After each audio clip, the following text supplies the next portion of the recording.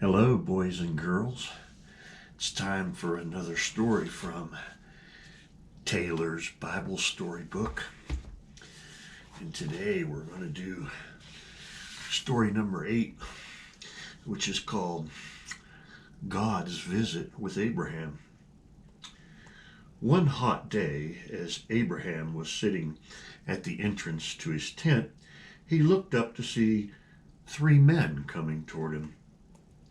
He ran to meet them and threw himself down in front of them with his face to the ground. For that is the way strangers were welcomed in that land.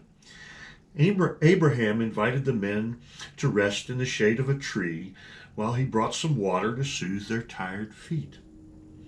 In those days, people either went barefoot or they wore sandals. So their feet became very dusty. One of the things a friendly man did for his guests was to give them water to wash their feet after a long, hot walk. Abraham ran to the tent and told Sarah, "Quick, bake some bread." Next, he ran to where the cows were and selected a fat calf to be killed and cooked. When the meat was ready, he set it before the men with some butter and some bread and some milk, and they had a picnic beneath the tree while Abraham stood nearby to serve them. After they had finished eating, they started off toward the city of Sodom, and Abraham walked along beside them. Now, I must tell you that these 3 men were not really men at all.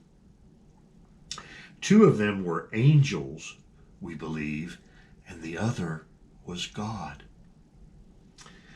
Could God look and talk like a man? Yes, several times in the Bible, he appeared in the form of a man and talked with someone. God told Abraham that he had decided to burn up the cities of Sodom and Gomorrah. Why was he going to do this? It was because the people who lived there were so bad. Abraham was very sad when he heard about this, for Sodom was the city where his nephew Lot lived. He was afraid Lot would be burned up too. Abraham talked to God about it. "Perhaps there are some good people in the city," he said. "Must they die too?" God replied that if there were only 50 good people in the entire city, he wouldn't destroy it. "But perhaps there are only 45, Abraham said.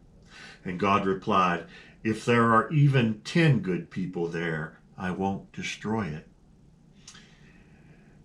And so then God went on to Sodom, and Abraham returned to his tent.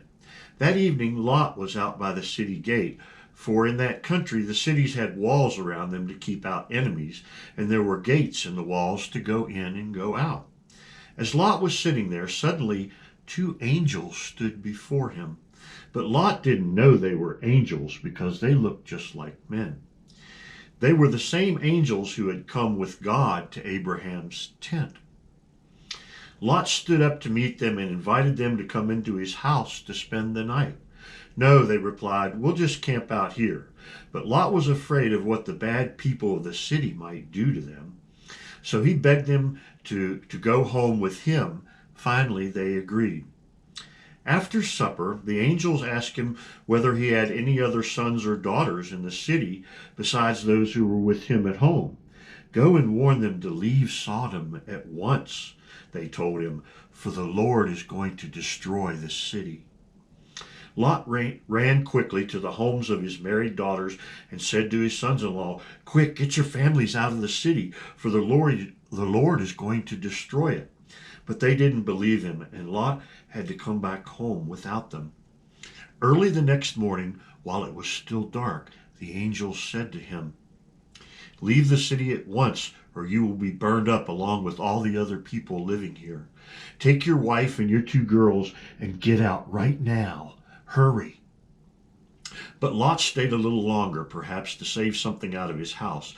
Then the angels caught hold of his arms and pulled him out of the house. They told him to go as fast as he could, or it would be too late. "Don't look behind you," they said.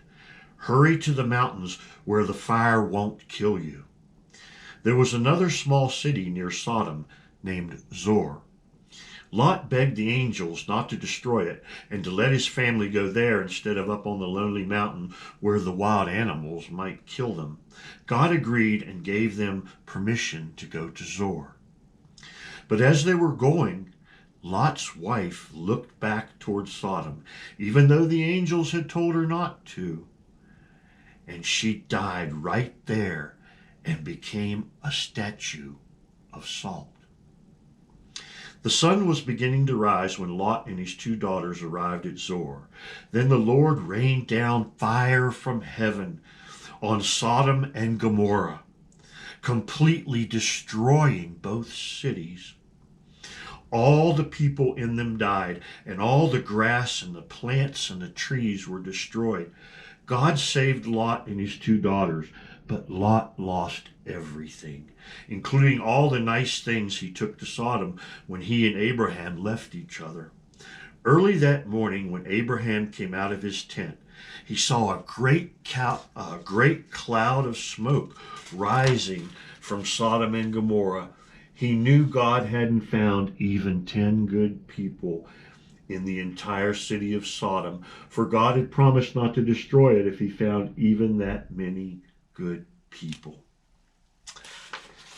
And that's the end of God's visit with Abraham.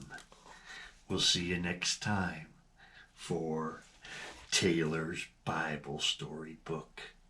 Bye-bye, children.